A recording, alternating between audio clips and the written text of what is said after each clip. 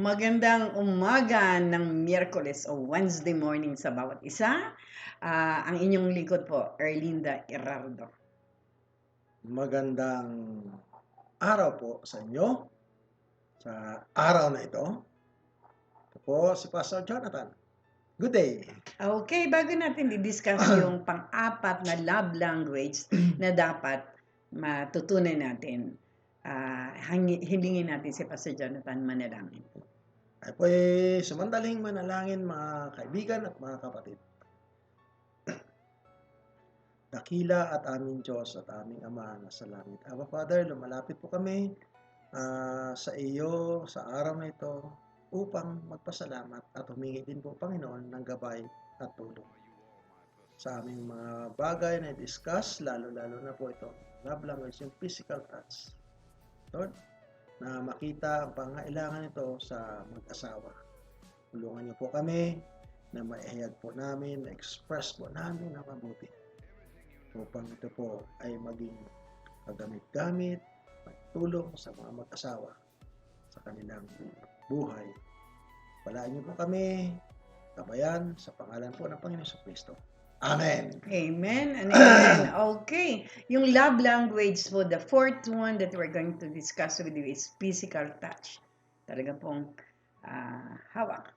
Our love language describes how we receive love language from others. Okay? They are the words of affirmation. We have discussed it.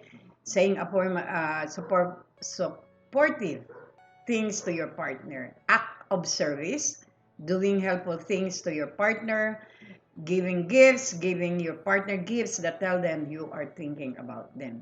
Okay? There are many ways to show your love to your partner.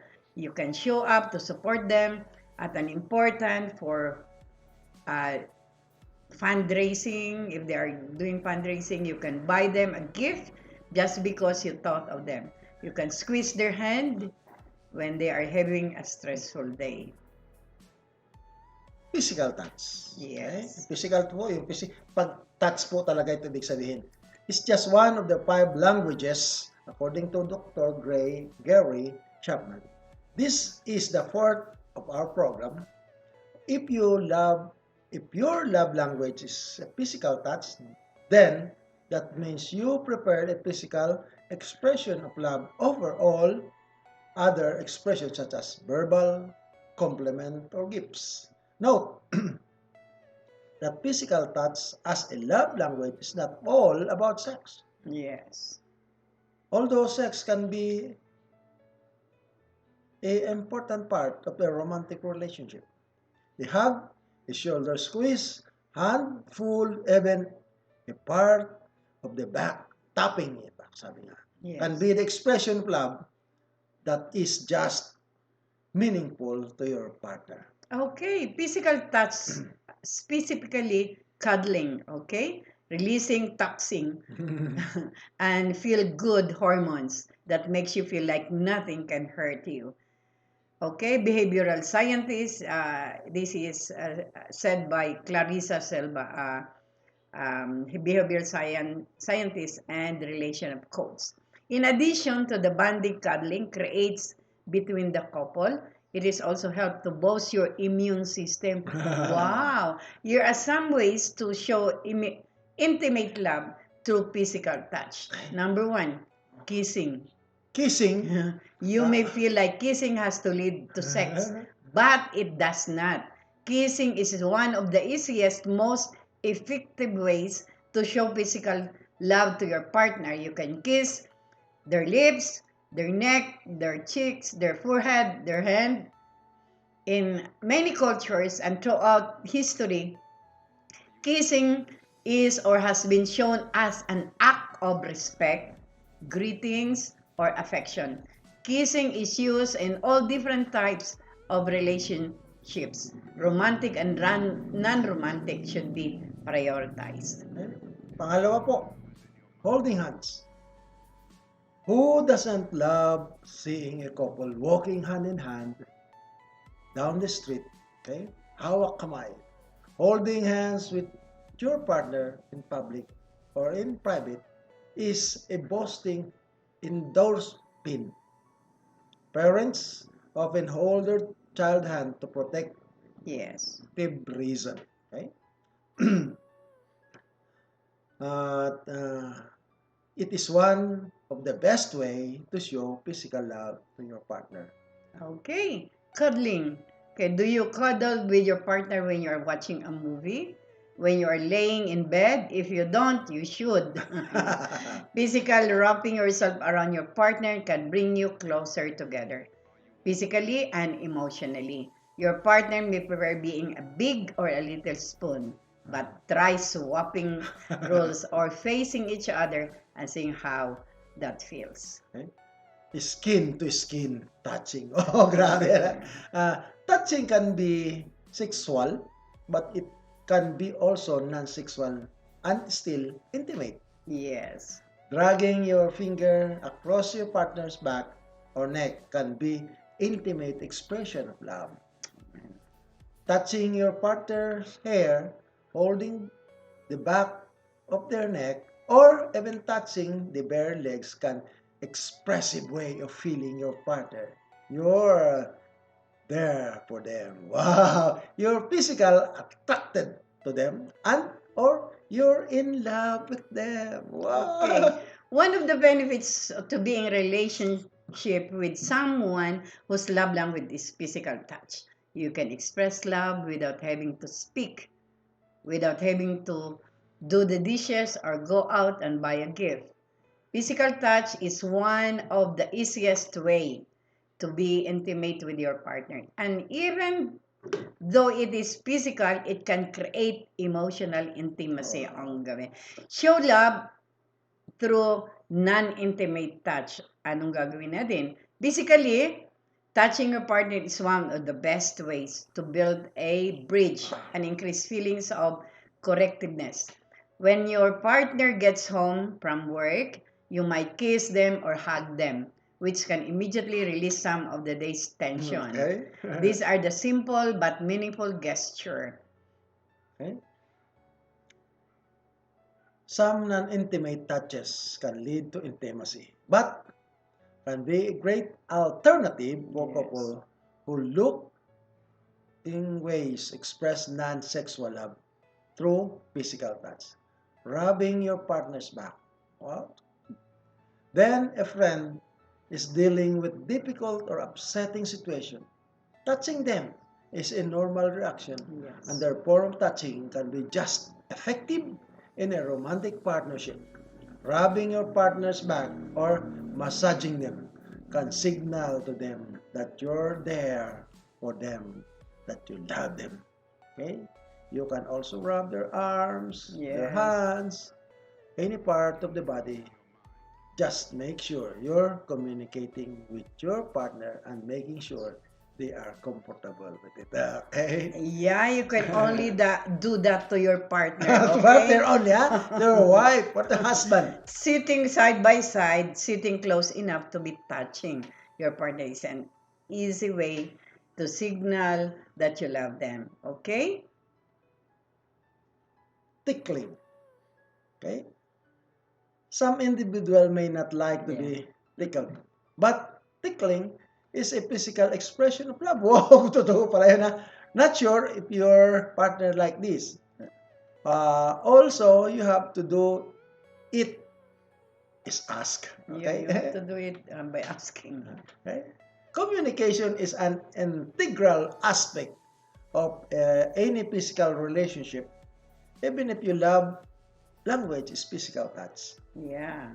Notice, when you argue or disagree with your partner, so often move physical away from them, it's not always easy to break the tension following an argument.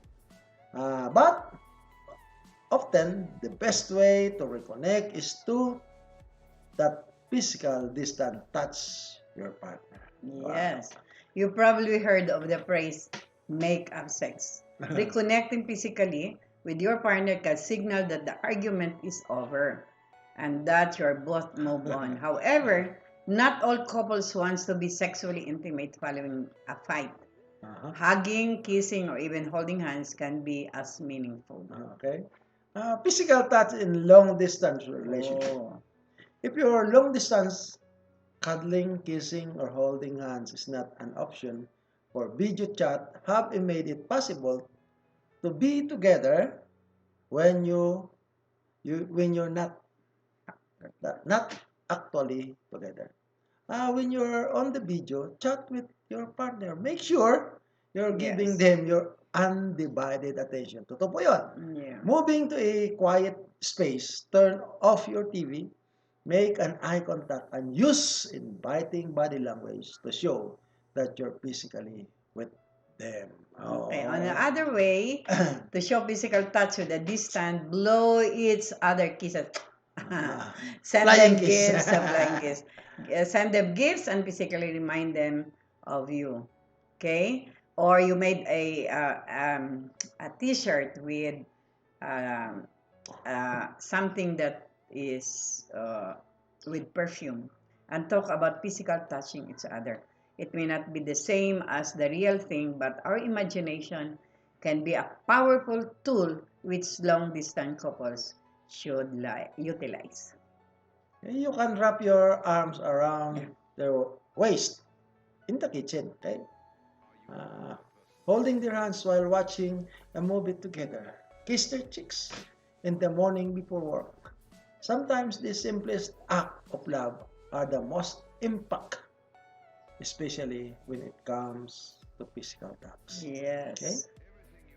And just like you touch the people you love, God loves you to touch. Touching you is one of His ways to love on.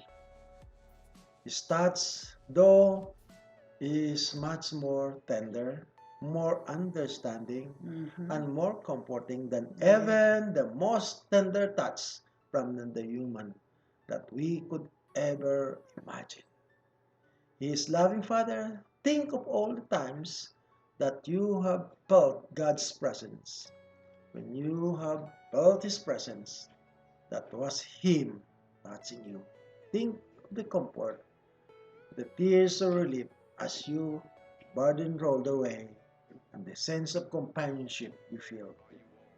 This is what His touch feel like. Wow. Grabe. Comforting touch. Grabe. Comforting touch Okay. of the God. Thank you very much. Tayo po ay manalangin. Dakila at aming Diyos at aming Ama sa langit. Salamat po marami sa inyong pamumuhay. Salamat po pagkat kayo una sa lahat ang nag-set ng example ng mga bagay nito na minahal niyo kami. Nang hininga, nang nandoon po kami, yung aming mga ninuno po sa garden feeling, kung paano niyo po sila hiningahan ng buhay at naging living human man kami. Salamat po at nandiyan kayo. Pagpapala po Panginoon sa aming mga ibahagi. Napakaganda po. Salamat po marami Panginoon. Ito po yung aming dalangin na maging pagpapala din yung aming lesson nito sa mga tao, lalo na po sa touching part ng kanilang buhay ng mag-asawa sa anak. Salamat po maraming. Ito po yung aming kahilingan, dalangin. At we remember also, Panginoon, yung lugar ng Ukraine, Russia po, Panginoon. Lord, we ask your powerful hand to intervene. Ang yung mga anak ay nandoon ay hindi po masaktan. Salamat po marami. Ito po yung aming dalangin sa tanging makapangyarihang pangalan ng Hesus Kristo. Amen. Good day I po. would like to tell you na itong lesson natin for couples, not for boyfriend and girlfriend relationship. Okay? Goodbye everybody. God bless you all.